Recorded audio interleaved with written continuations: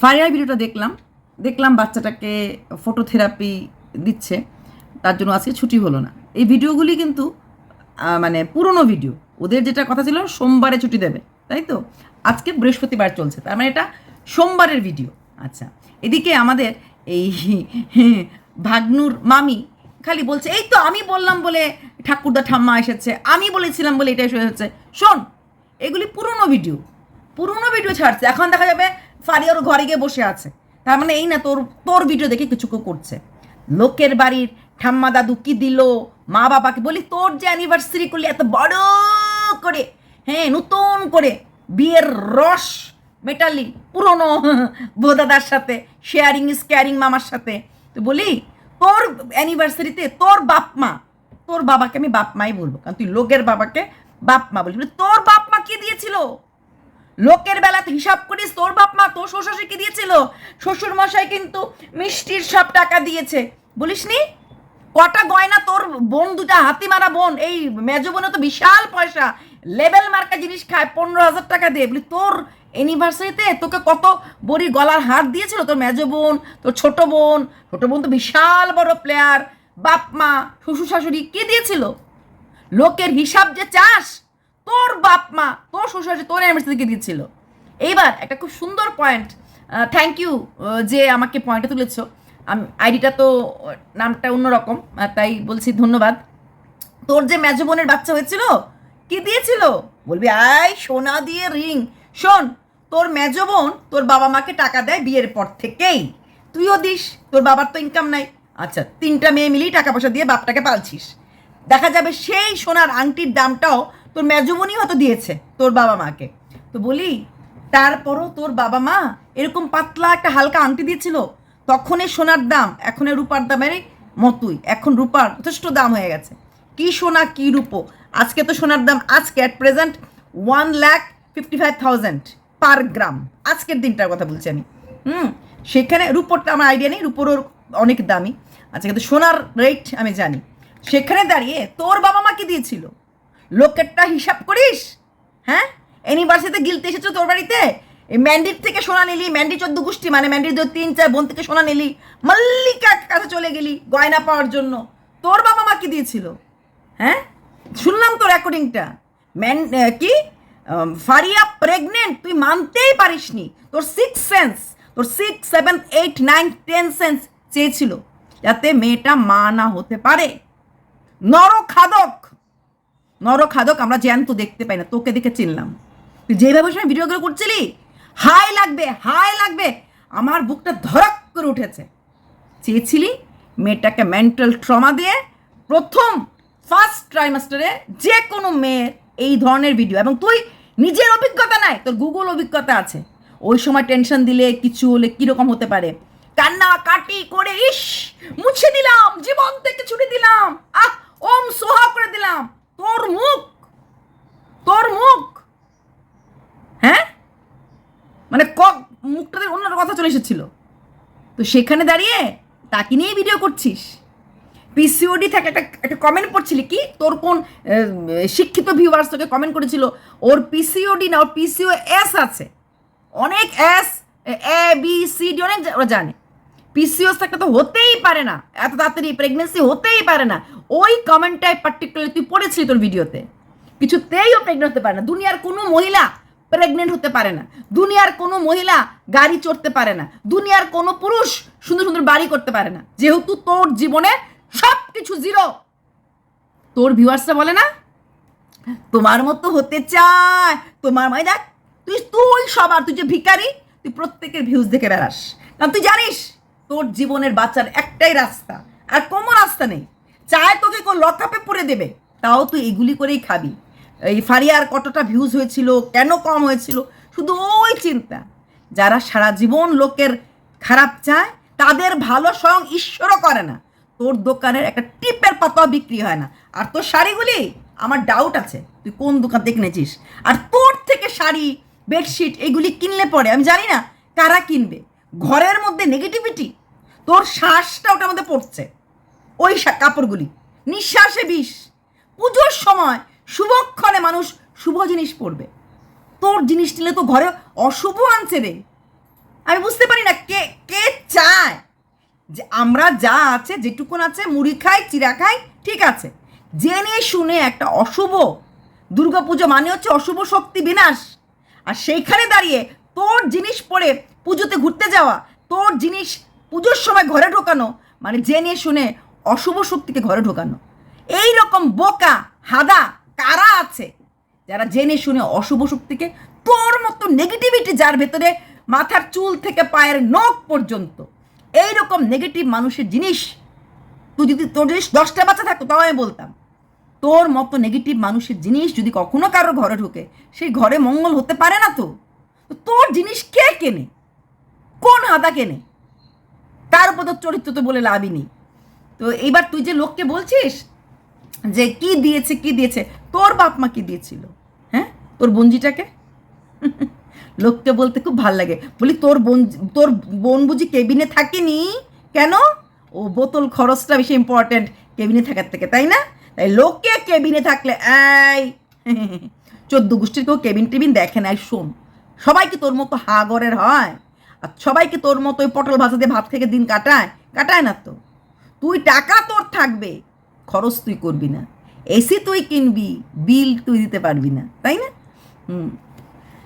তো এবার আসছি ফারিয়ার ভিডিও। ওর ছুটি হয়নি দেখলাম, কারণ এটা আজকে ভিডিও পরিপ্রেক্ষিতে বলছি, হয়তো ছুটি হয়ে গেছে, কারণ ওর বাচ্চাটাকে ফটোথেরাপি দেওয়া হচ্ছে, হ্যাঁ। এবং তারপরও অবাক লাগছে ফারিয়ার জন্য ইমোশন বলে কি কেক কেনা, কি কেনা, ওদের এইসব খাওয়াগুলি, হ্যাঁ। আজকে প্রেশারটার কারণটা হচ্ছে অতিরিক্ত খাওয়া, তেলে ঝালে। যখন বাচ্চাটা ও প্রেগনেন্সি স্টেজে ওর জন্ডিস ছিল, মানে মার ওর বিলোরুবিন বলেছিল লিভার প্রবলেম, ওরা অনেক বেশি বিলোরুবিন হাই ছিল। বাচ্চাটা তখনই এটা জানা কথা, যখন মার ওই স্টেজে এতটা বিলোরুবিন হাই থাকে, বাচ্চা ওই বিলোরুবিনটা নিয়েই জন্মায়, কেউ কম কেউ বেশি। সেখানে বাচ্চাটাকে দেখতে ওরা বলছে গতকালকে সন্ধ্যার সময় এসেছিল, আজকে আবার তার সন্ধ্যার, কারণ যখন ফলটা খেয়েছে তখন হচ্ছে বিকেল হয়ে গেছে, তারপর সন্ধ্যার সময় চাও দিয়ে দিয়েছে, তারপরে ওরা দেখতে গেছে, মানে মোটামুটি 24 ঘন্টার মাঝে বাচ্চাটাকে ওরা দেখেনি। বাচ্চাটা কি ফিট করে না?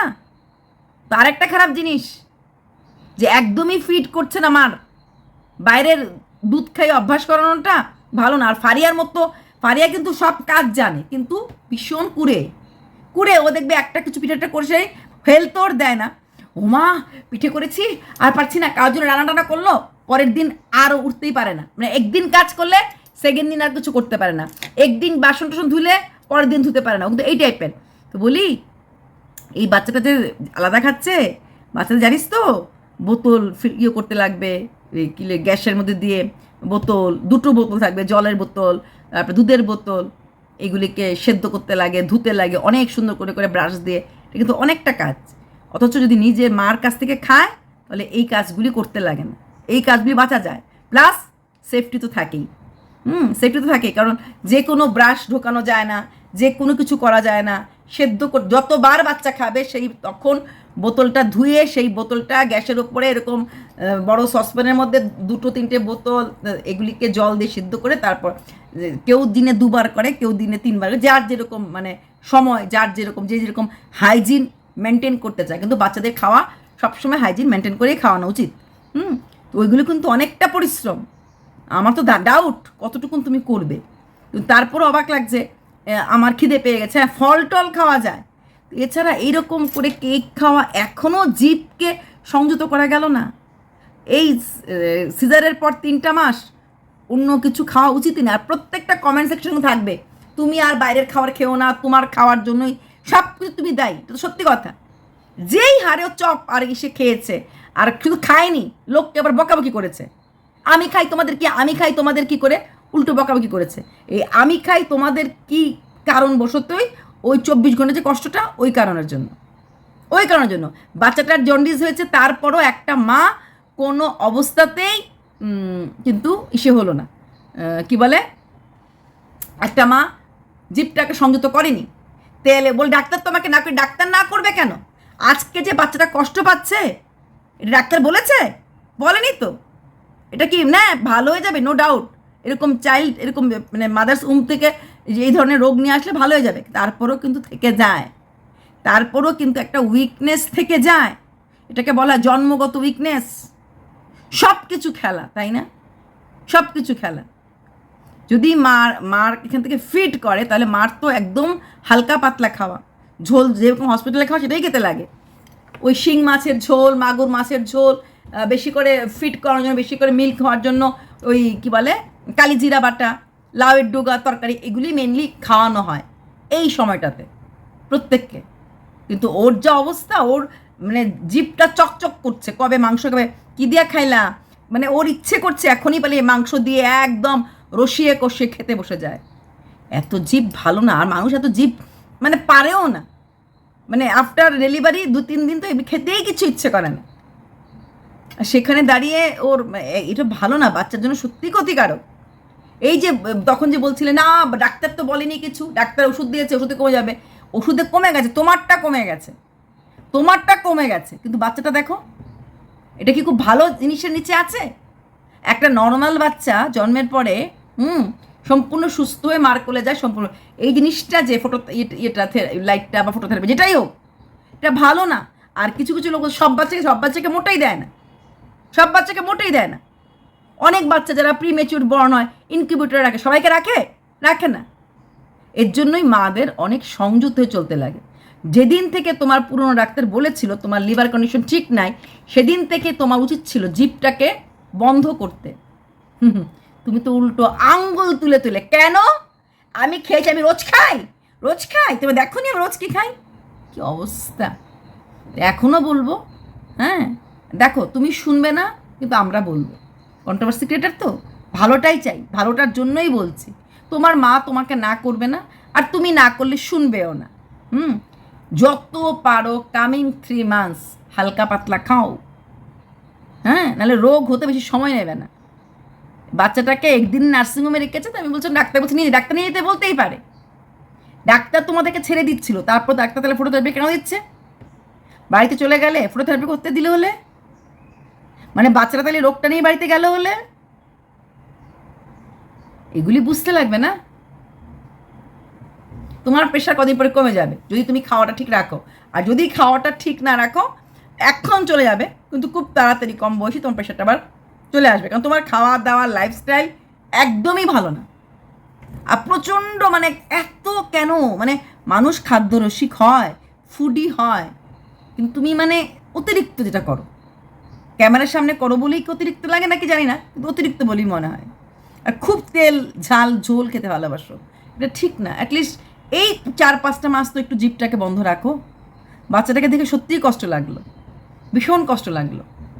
আর দোহাই পম্পম, তুমি আর ওই আজকে ব্রাশ করেছো, ওই ব্রাশ করাটা দেখিও না। হ্যাঁ, ব্রাশ করা, বাথরুমে নেমে যাচ্ছে, কাপড় সরাচ্ছে, এগুলি দেখাতে নেই। হয়তো কালকে তুমি দেখাবে না, কালকে তুমি বাড়ি চলে গেছো বা কিছু একটা, যাক এগুলি দেখাবে না। আর সকাল বিকাল একটু হলেও হাঁটতে লাগে, যত কষ্টই হোক। আর এত ভালো ভালো আয়ারা এত কথা বলছে, ওরা পেশেন্টকে ধরে ধরে হাঁটায় না? পেশেন্টকে নামানো, পেশেন্টকে যতই সুস্থ হোক, পেশেন্টকে ধরে ধরে সময় হাঁটানো ওদের দায়িত্ব, যেহেতু নার্সিংহোমেরই আছে এখন। সকাল বিকাল দুবেলা ধরে ধরে হাঁটানো, এই করিডোরটার মধ্যেই 1-2-3 পাক করে হাঁটানো, এবং তখন কোনো আয়া হাতে থাকবে। একটুখানি হাঁটলে পরেই তাড়াতাড়ি ভালো হবে। হাঁটাটা খুব দরকার।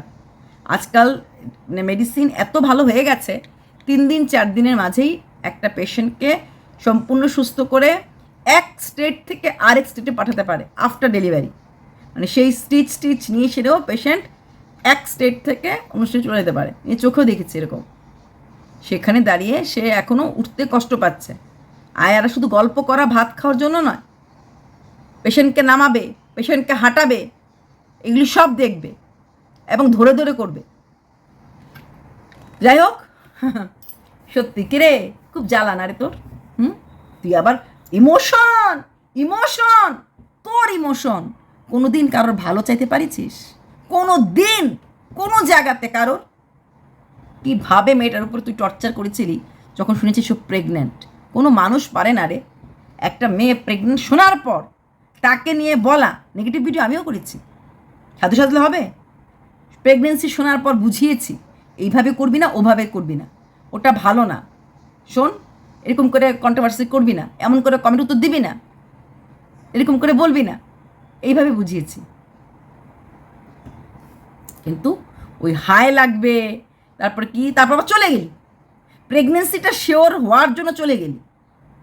গো, মানুষ বিষাক্ত হয়, তোর মতো নিঃশ্বাসে বিষাক্ত মানুষ, তোর জিনিস মানুষ নিয়ে শুভ শক্তির আরাধনা করবে? এদের মতো বোকা আর কিছু বলার নেই। চলো, বাই।